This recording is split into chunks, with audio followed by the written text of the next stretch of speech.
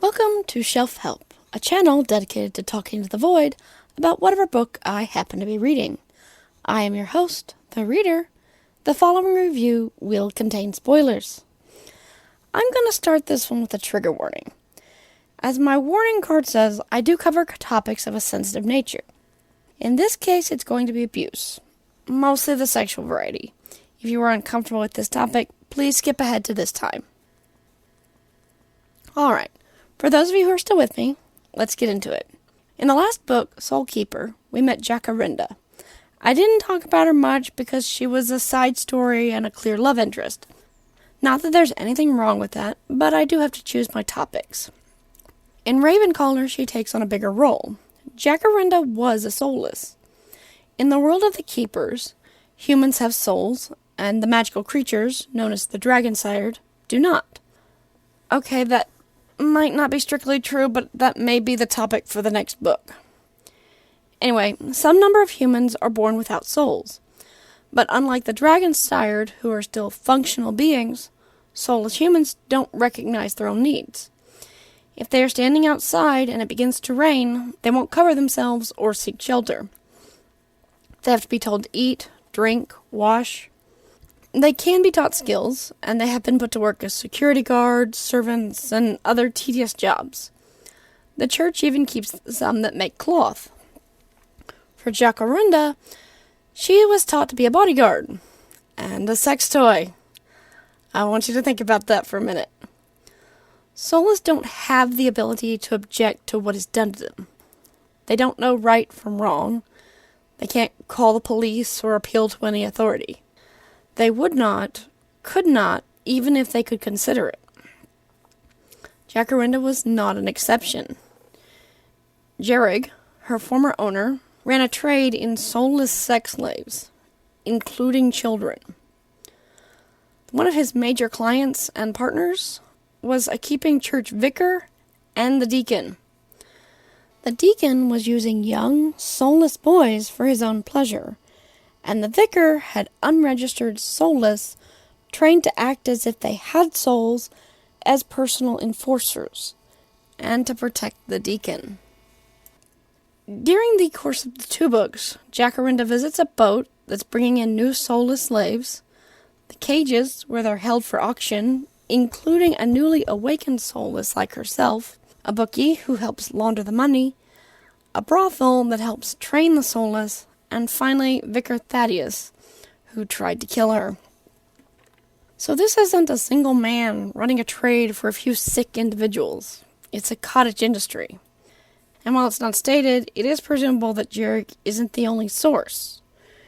For the keeping church alone, people leave their children who are born soulless in the church's care. The church calls them Alma's beloved, and they claim they are taught skills and are well cared for. How many of these children ended up being beloved by the vicar and the deacon? And if this isn't all a dig at the Catholic Church, I'll eat my hat. For those of you who've jumped ahead, welcome back. Let's start with what a Ravencaller is. For as long as the Keeping Church has had records, there's been the Book of Ravens. It is widely considered blasphemous and full of curses called down in the name of the goddesses. The view of the church has, for thousands of years, been that the goddesses are perfect, benevolent beings. In Soul Keeper, Adria, Devon's sister, goes to pray at a small temple and accidentally activates a switch that takes her to the top of the tower. The statues of the goddesses that face out towards the city stand tall and strong and proud as they look down on their creation. The statues on the inside are bent and weeping. This part of the temple hasn't been seen for generations. The church is very keen on maintaining this image. They have tried many times to find the writer of the Book of Ravens and openly condemn anyone who follows its teachings. Until the magic of the world woke up, it wasn't really a problem. But just as Adria and the other keepers' prayers for healing have begun to be answered, so have the curses of the Book of Ravens. Which leads us to the major theme of this book. What makes a monster? From the human's perspective, with few exceptions, all the Dragonsired are monsters. They are stronger and faster than humans, and each has innate magic. But the flip side is true as well. The Dragonsired went to sleep and woke up in a world where humans had taken over all their traditional homes and refused to move. They not only ignored treaties, they refused to acknowledge such treaties ever existed. The Dragonsires jump immediately to war because the treaties have been violated and their homes have been taken. They feel occupied by the humans. Meanwhile, the Dragonsires demands that the humans abandon their homes that they have lived in for as long as anyone can remember, and their immediate jump to violence only reinforce the humans' fears. The first character we meet is Derek. He's a human with a taste for cutting flesh, preferably living flesh. He's the son of the mayor, but lacks confidence to his father being an abusive asshat. With the help of the Book of Ravens and a creature called Anise, he begins to take hold of his own life. He also uses it to turn his father into a puppet and becomes the Shadow Mayor and helps Adria resurrect those killed by the Dragonsired. Then there's Eveline, a Dragonsired called an Avenira. I hope I'm saying that one right. They look a little bit like ravens. Technically, she is their leader, though not in practice. Before being put to sleep by the goddesses, she often led raids on human cities and towns, killing and burning. She is also the author of the Book of Ravens, documenting the prayers used against the Dragonsired in hopes the humans would turn them on each other. In this life, she's questioning her previous choices. War has taken all her children and grandchildren. Her only remaining son is raging against the humans and actively trying to restart the war. Now she sees that war can never bring peace, and even if the Dragonsired could wipe out all the humans, the cost would be immense. So in an attempt to right her past mistakes, she is hunting down the Ravencallers and every copy of the Book of Ravens. Ligarius is Eveline's son. He is the one handing out copies of the Book of Ravens and sending Nice to the lost and lonely and angry humans like Derek. He has taken up leadership of the Dragonsired that call themselves the Forgotten Children, and sees no other way to deal with humanity other than wiping them out and leaving Cradle for the Dragonsired alone. He somehow believes that without humans, all Dragonsired will link hands and sing Kumbaya, and all their problems will just go away. Just ignore that there exists at least one other faction of Dragonsired who would very much like peace and have different goals. Granted, the humans promptly fuck that up, but that doesn't change that they don't agree with Ligarius. We also have Tamerlane, a former minekeeper, who cursed the deacon with a curse from the Book of Ravens that twisted his body in painful ways. See the trigger warning section for why. That said, it is his word against the word of a man who cannot speak.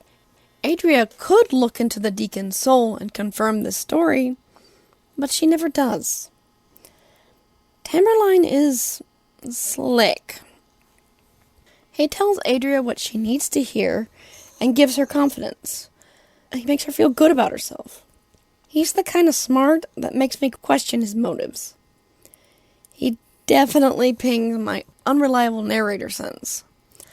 That doesn't mean he isn't on the up and up, but hitching his wagon to the single most powerful person possibly in the whole world by flattering her? Well, I'm just saying. That leaves us with the last option. Adria. Yes, Devon's sister who chose to serve the poorest district, who heals others until she can barely stand, who makes friends with fairies and firekin. In the last book, Janice and the dragon Vicus did something to her that ramped her power up to 11. They hoped to make her a new goddess, to turn the people away from the keeping church. And while outwardly she denies wanting anything to do with their plans, she's kind of playing into them. Giving souls to the soulless, bringing back the dead, using souls as weapons to single-handedly mow down an attacking force of Dragonsire. And though she praises the goddesses with every act, stressing that the power comes from them, and them alone, let's be honest, it's very easy to believe in what you can see and feel and touch over some unrelatable, perfect goddess who never answered their prayers in the past. So which of these characters is the titular Ravencaller? Let's just say the road to hell is paved in good intentions. Here's the thing. While the Keeping Church brands the Book of Ravens as heresy and blasphemy, the prayers were used as weapons by the Keepers against the Dragonsire. They are in truth goddess approved. They are weapons the goddess provided to the humans to fight back against the Dragonsire. Only one character goes beyond what either the Keeping Church or the Book of Ravens permits. I'm not going to say who it is or what they did, because it's the very end of the book, and while I don't mind talking about events in a book, I'm not a big fan of spoiling endings. Suffice to say, the actions of this character are what caused the goddess Lyra to finally make an appearance. This is another reader's choice. What I really like about this series is that there is no snidely Whiplash-esque villain. While Devon is clearly our hero, with his ability to bridge two worlds and see the good in everyone, the villains aren't motivated just by evil for evil's sake. Ligarius, despite his methods, is trying to improve the world for his people. The same can be said for Janus. And the villains aren't delineated by humans and Dragonsire. Some of the humans do despicable things. The mayor, Derek, Vicar Thaddeus, the deacon. Meanwhile, you have Puffy and Tesmaria and Eveline, who either have no problem with humans or have come to realize that fighting will never bring peace. Even Vicus, for all the misery he is causing, does not actively hate humanity. His anger is directed at the goddesses, and the humans are just bycatch. He even orders Janus, under penalty of death, to no longer practice his art. Thank you for your time. I know everyone's mileage will vary, so feel free to leave your thoughts.